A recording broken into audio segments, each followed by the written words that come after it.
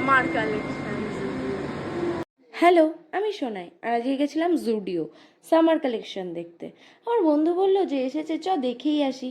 তো আমরাও চলে এলাম। তো ফার্স্টে ঢুকেই যেটা দেখলাম সেটা হচ্ছে 199-এ এভরিডে টি শার্ট পাওয়া যাচ্ছে, কটনের কট set, kurti, shirt, shorts, crop top, 799-এ জিন্স। আমার কিন্তু বুটকাট জিন্সটা খুব ভালো লেগেছিল, আর ক্রপ টপগুলোও খুব কিউট ছিল।